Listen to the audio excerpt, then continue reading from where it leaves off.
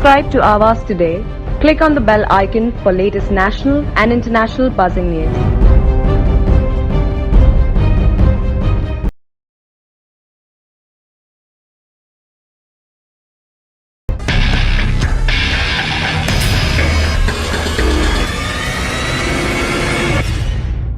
नमस्कार, इच्छुक कॉर्पोरेटर में आपका सभी का स्वागत है। आज हम बात करेंगे नवी मुंबई महानगर पालिका के आगामी चुनाव को लेकर। लोग चुनाव के लिए उतर रहे हैं और इच्छुक कॉर्पोरेटर की अपनी मत जाहिर करेंगे।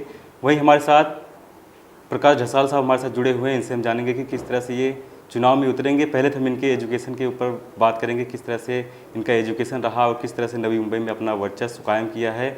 वहीं हम इनके बारे में और भी बताना चाहेंगे कि विमल फाउंडेशन को लेकर इनकी किस तरह से प्रतिक्रिया रही है। बहुत बहुत धन्यवाद आपका ढसाल साहब। नमस्कार सर। सर, किस तरह से आपका एजुकेशन हुआ और किस तरह से नवी मुंबई शहर में आप आए और क्या कुछ खास रहा आपकी जर्नी में? सर, मेरा जन्म मुंबई में हुआ है, कामाठीपुरा, जहाँ पे वैश्य व्यवसाय होता है। वहाँ पे बचपन में मेरा जन्म इतने बुरे एरिया में हुआ है कि वहाँ से यहाँ तक का सफ़र करने के लिए हमारे माताजी ने हमको बहुत अच्छा सुझाव दिया और अच्छी पढ़ाई दी। हाँ, उनका और हमारा साथ ज़्यादा आगे तक नहीं चला क्योंकि मेरी उम्र के 16वें साल में उनका देहांत हो गया। लेकिन हमारे माताजी का एक सपना था कि मेरे बच्चों से भविष्य में आने वाले दलित पिछड़े वर्गों के जितने लोग हैं, जो बच्चे हैं, उनकी पढ़ाई लिखाई के लिए हेल्प करने के लिए हमको हमारे माँ ने एक शिक्षा दी कि किसी के वजह से हमें पुलिस बनना था, आर्मी ऑफिसर बनना था दोनों भाइयों को, लेकिन हम बन नहीं चुके क्योंकि हमको मॉरल सपोर्ट नहीं था। तो हमारे माताजी की जो सीख थी कि भविष्य में जो तुम्हें नहीं मिला है वो समाज के पिछड़े वर्गों को देने के लिए तुम हमेशा कार्यरत रहो। इसीलिए हमने नवी मुंबई में जब हम लोग 2006 में आए तो यहाँ पे हमने विमल फाउंडेशन, एक सामाजिक संस्था का गठन किया कि ये संस्था सभी पिछड़े वर्गों को मदद करती है, गरीबों को मदद करती है। जो बच्चे 9th 8 स्टैंडर्ड से पास होकर 10वीं में जाते हैं उनको हम लोग प्रोत्साहन देते हैं कि भविष्य में उनका भविष्य आगे करने के लिए वो किस तरीके से एक अच्छी राह पकड़े। नवी मुंबई में जैसा आप देखते हैं कि आप इलेक्शंस के लिए तैयार हो रहे हैं, इसको किस तरह से देखते हैं और किसको अपना मार्गदर्शक मानते हैं? जी सर, नवी मुंबई में जो नवी मुंबई के जो पालक मंत्री है गणेश जी नाइक साहब, उनको मैं मेरा गुरु मानता हूँ, आइडॉल मानता हूँ। क्योंकि नवी मुंबई में उनका जो सोच है, जो नवी मुंबई के शिल्पकार कहा जाता है कि आने वाले भविष्य के 25-30 साल तक का उन्होंने गठन करके रखा है कि नवी मुंबई में क्षेत्रफल कैसा हो, नवी मुंबई के रास्ते कैसे हो, नवी मुंबई के लोगों को पानी की सुविधा आने वाले 25 साल तक जो आबादी बढ़ने वाली है उनको पानी सुविधा कैसे मिले, ऐसे नेता को मैं फॉलो करता हूँ। आप किस मुद्दे पर चुनाव लड़ेंगे, क्योंकि आगामी चुनाव है ही, किस मुद्दे पर चुनाव लड़ेंगे आप? मैं जुही नगर के क्षेत्र प्रभाग क्रमांक 31 से रहता हूँ। वहाँ पे सेक्टर 25, 26, 23, सेक्टर 1 और 2 यहाँ के जो लोग हैं, जो 30% लोग गाँव वाले हैं और 40% लोग सोसाइटी वाले हैं और बचे हुए 30% लोग हाई प्रोफाइल है। तो मेरा ये मानना है कि इन सभी लोगों को इकट्ठा करके पिछड़े वर्गों को, या इसमें किसी जाति या उनके वो पिछड़े वर्ग नहीं कहना चाहूँगा, जिनकी पढ़ाई कम है, जिनके माता पिता की पढ़ाई कम है, ऐसे लोगों को मैं सिखाना चाहता हूँ, हेल्प करना चाहता हूँ और भविष्य में आने वाले सरकार में या आने वाले चुनाव में उन लोगों को प्रतिनिधित्व करने के लिए तैयार करना चाहता हूँ। समाज सेवा में आपकी रुचि कहाँ से तैयार हुई? किस तरह से आप समाज सेवा करते हैं विमल फाउंडेशन के माध्यम से?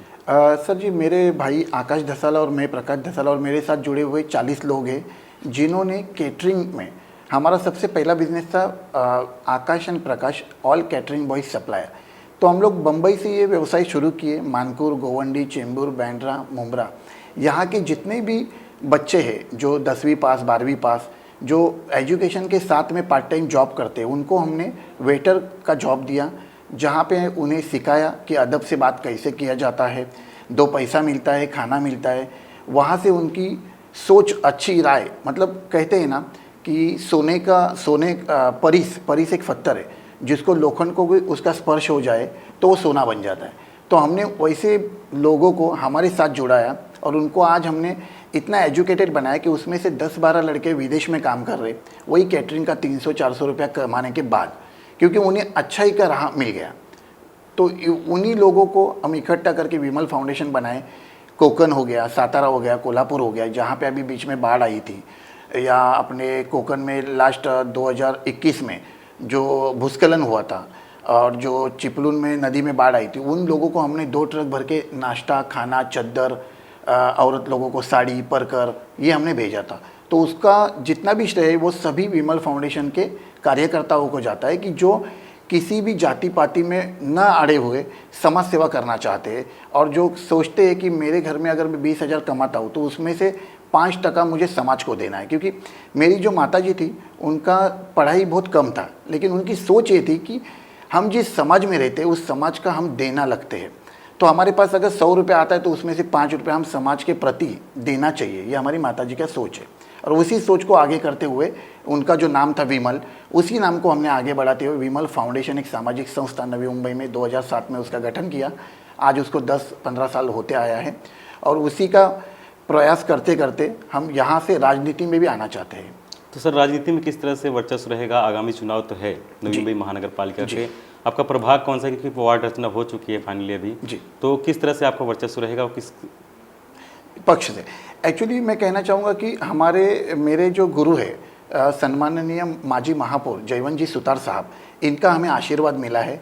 और मुझे आधार स्तंभ में जिन्हें मानता हूँ, नवी मुंबई के शिल्पकार जो भारतीय जनता पार्टी के विद्यमान एरोली से आमदार है, तो उन्हें मैं मेरा गुरु मानता हूँ। तो उनकी जो सोच है कि सबका साथ सबका विकास, तो वही सोच लेते हुए मैंने मेरे बड़े भैया से बात किया कि समाज सेवा करते करते अगर वो समाज सेवा को राजनीति का रूप लग जाए और हमारे पास राजनीति से भी कुछ अच्छी योजनाएं समाज के प्रति आए तो उससे हम समाज को और कुछ देना चाहेंगे।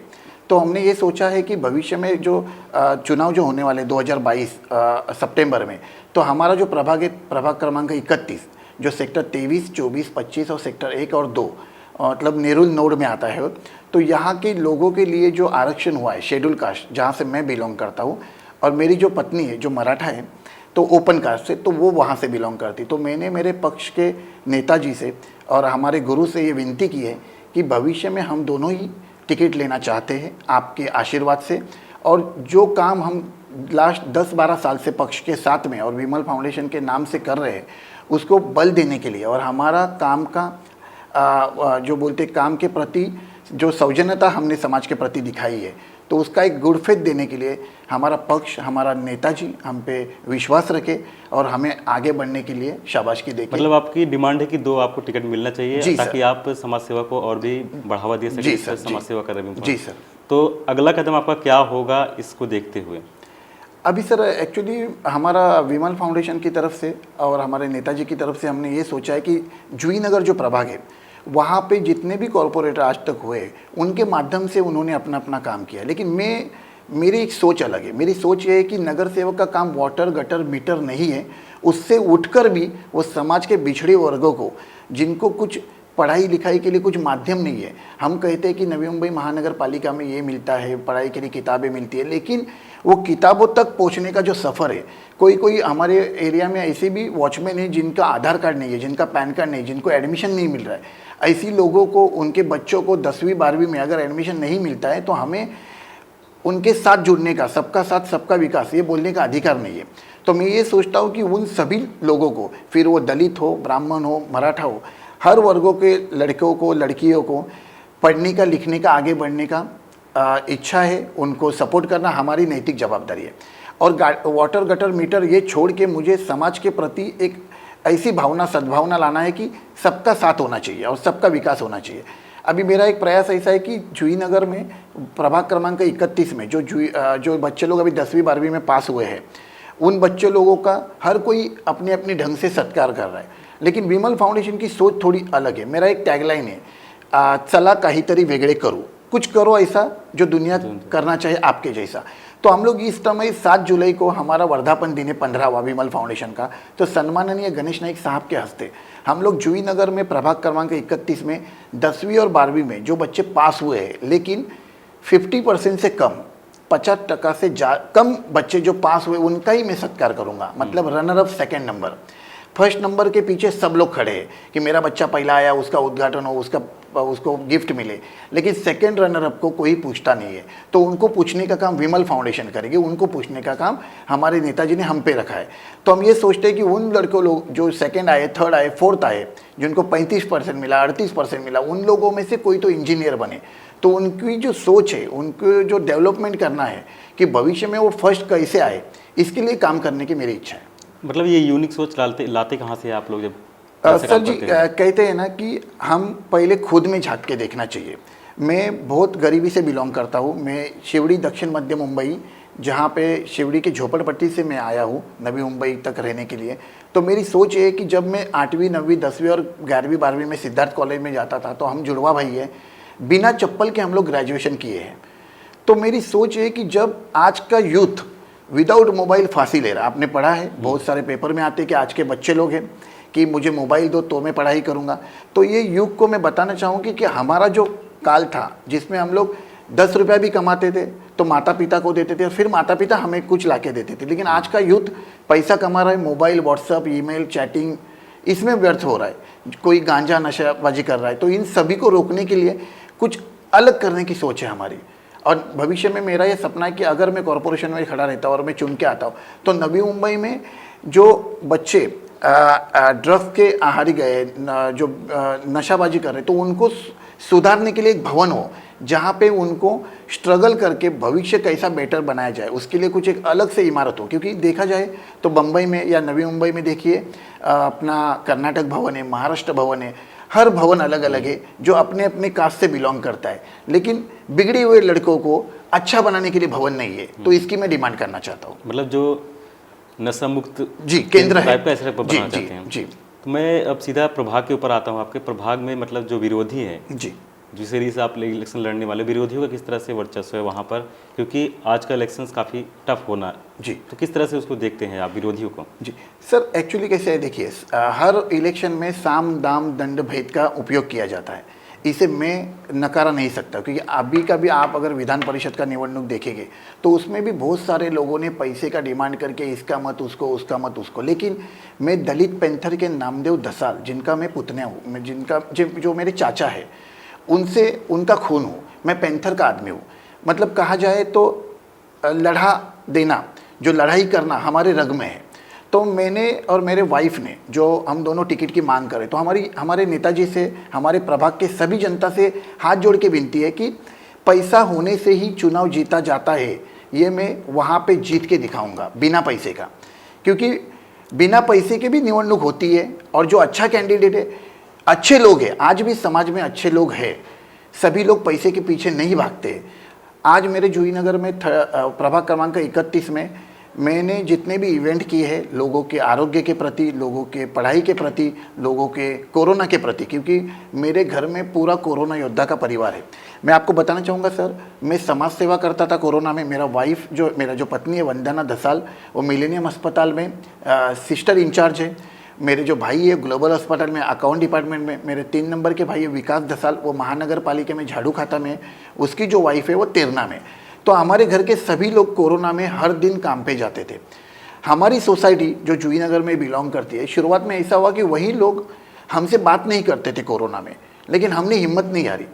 कुछ दिनों बाद हमारी समाज सेवा, हमारी लोगों के प्रति निष्ठा देख के, उनको बीमार थे तो उनको अस्पताल लेके जाना, किसको खून देना, किसी को एडमिट करने के लिए सातारा कोल्हापुर से पेशेंट आता है तो उसके लिए बेड तैयार करना, तो ये सब कार्य देख के सभी लोग प्रभावित हुए। उनको भी ऐसा लगा कि इनसे जुड़ना चाहिए। तो उस कोरोना में मैंने बहुत सारा काम किया है और मैं काम के प्रति जो मैंने आस्था है, मेरी आस्था है, वही मैं लोगों के सामने रखने चाहता हूँ कि आप पैसा मत देखो।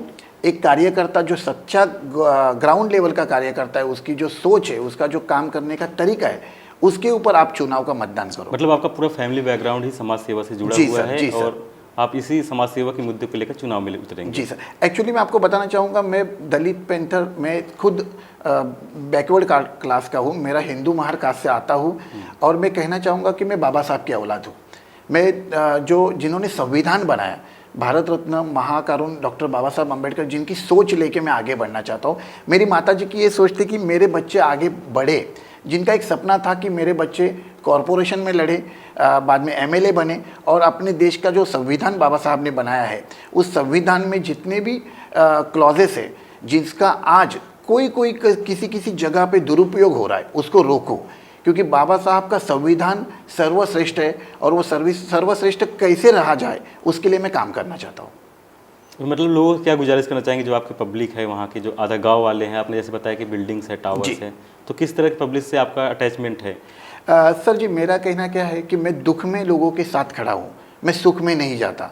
बहुत सारे लोग मुझे शादी में बुलाते, बर्थडे में बुलाते, तो मैं नहीं जाता, क्योंकि मुझे वहाँ पे उसी दिन जाने से अच्छा मैं किसी के मैयत में, अगर किसी का दुख है, कोई बीमार है, तो मैं वहाँ पे जाना बहुत पसंद करता हूँ, क्योंकि सुख के लिए तो सब लोग हैं, लेकिन दुख के लिए कोई नहीं है।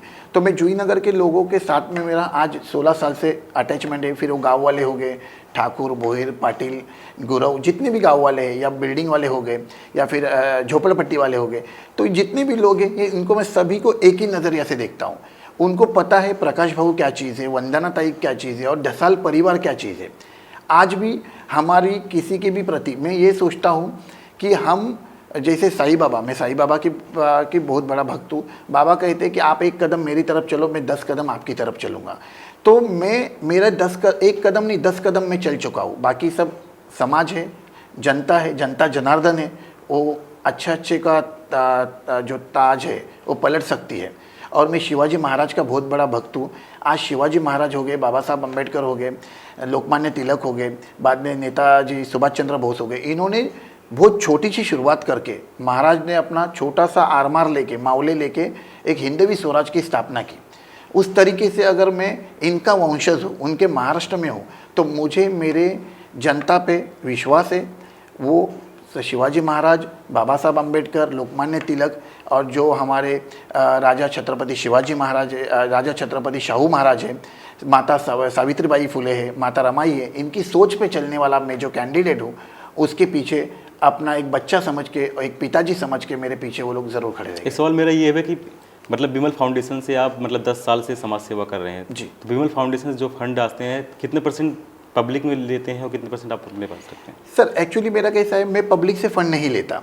मैंने आज तक, मेरा 16 साल में विमल फाउंडेशन ने जितने भी कार्यक्रम किए, किसी भी नगर सेवक, आमदार, खासदार, उनसे फ़ंड नहीं लिया, क्योंकि मेरी सोच ये है कि मेरा खुद का एक विमल कैटरस है, जहाँ पे मैं काम करता हूँ, जो मेरा बिजनेस है, फैमिली बिजनेस है।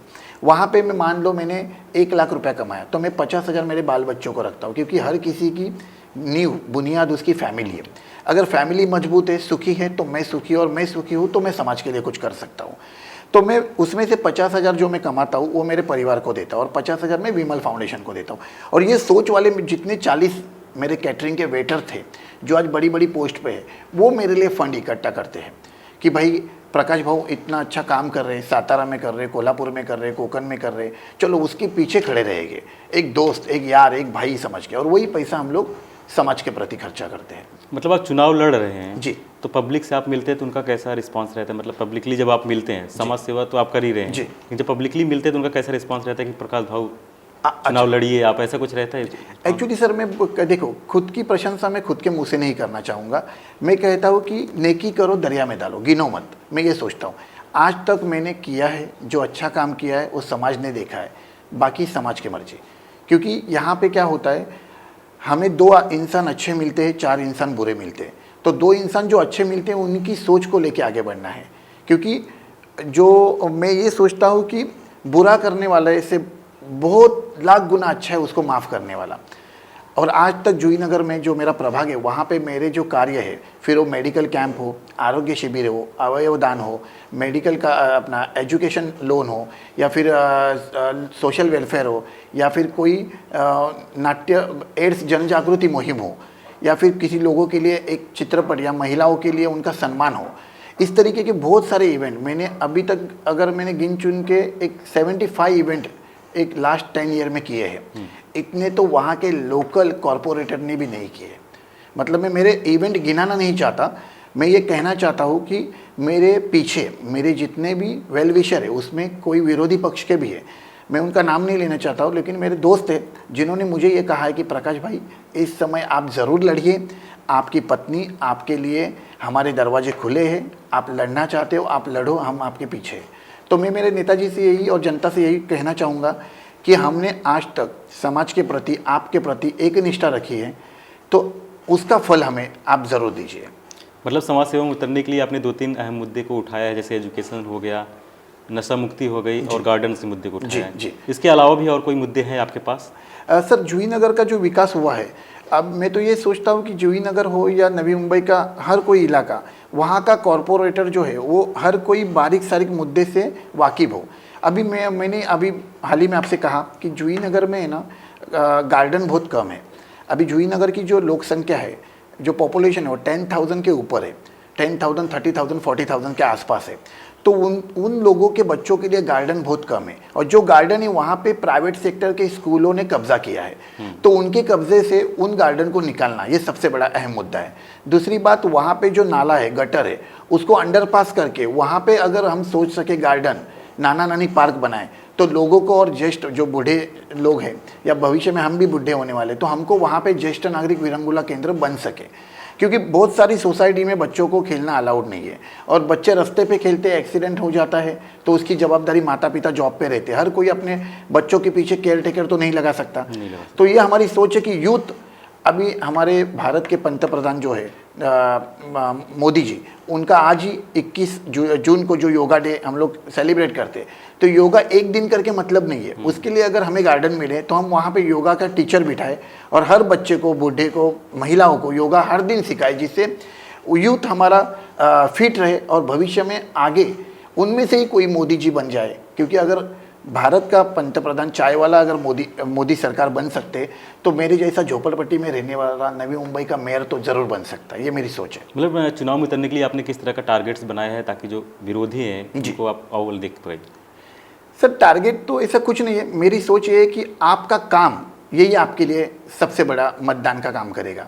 क्योंकि मैं ये मानता हूँ कि आपकी सोच, आपकी जनता में होने वाली अच्छाई, और आपका जो लोगों के प्रति एक सद्भावना, वो आपको जिता सकती है। पैसा मायने नहीं रखता है।